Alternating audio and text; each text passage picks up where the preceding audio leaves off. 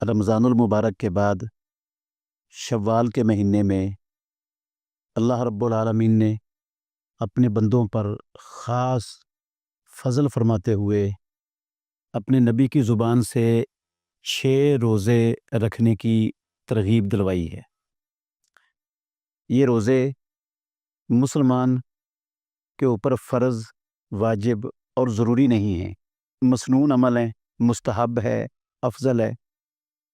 اگر کوئی رمضان المبارک کے روزے رکھتا ہے اور رمضان المبارک کے بعد شوال کے مہینے میں 6 روزے رکھتا ہے تو رسول مکرم صلی اللہ علیہ وسلم نے فرمایا وہ ایسے ہے گویا اس نے پورے سال کے روزے رکھ لیے۔ جو رمضان کے روزے ہیں وہ 10 مہینوں کے برابر شمار کیے جائیں گے، اور جو شوال کے 6 روزے ہیں یہ 2 مہینوں کے روزوں کے برابر شمار کیے جائیں گے۔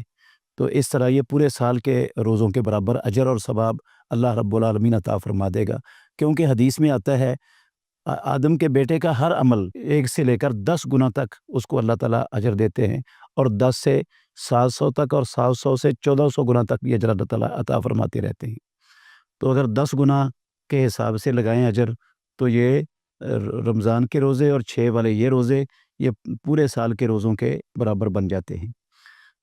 بعض اہل علم ہیں ہمارے معاشرے میں جو کہتے ہیں کہ یہ حدیث صحیح نہیں ہے۔ حدیث تو صحیح مسلم شریف کے اندر موجود ہے، حضرت ابو ایوب انصاری رضی اللہ تعالیٰ عنہ اس حدیث کے راوی ہیں، کتاب الصیام کے اندر یہ حدیث موجود ہے صحیح مسلم میں۔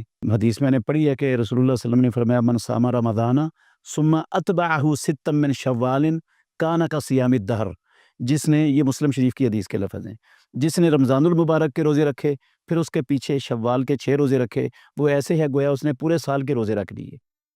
تو یہ جو شوال کے 6 روزے ہیں نا، یہ ضروری نہیں ہے کہ آپ عید کے اگلے دن ہی شروع کر دیں، یا 2 شوال کو پہلا روزہ رکھنا ضروری ہے، ایسی بھی کوئی چیز کتاب و سنت میں نہیں آئی، اور نہ ہی یہ مسلسل رکھنے ضروری ہیں۔ جس طرح بندے کے لیے سہولت ہو، آسانی ہو، وہ یہ روزے رکھ سکتا ہے۔ کٹھے رکھنا چاہے کٹھے رکھ لے، اکیلا اکیلا رکھنا چاہے اکیلا اکیلا رکھ لے، جمعرات سوموار کو رکھنا چاہے جمعرات سوموار کو رکھ لے، ایام بیز کے روزے شامل کر کے رکھنا چاہے وہ شامل کر کے رکھ لے، جیسے سہولت ہے ویسے۔ پورے شوال کے اندر 6 روزے جب پورے ہو جائیں گے تو یہ صیام الدہر کا اجر اللہ رب العالمین اسے عطا فرما دیں گے۔ تو جب صیام الدہر کا اجر اس پر ملتا ہے تو پھر مسلمانوں کو اس میں کوتاہی نہیں کرنی چاہیے، بلکہ اس کا اہتمام کرنا چاہیے۔ خود رسول اللہ صلی اللہ علیہ وسلم اور صحابہ بھی اہتمام سے رکھتے تھے، ہمیں بھی اس کا اہتمام کرنا چاہیے۔ اللہ ہمیں سمجھنے کی اور عمل کرنے کی توفیق عطا فرمائے۔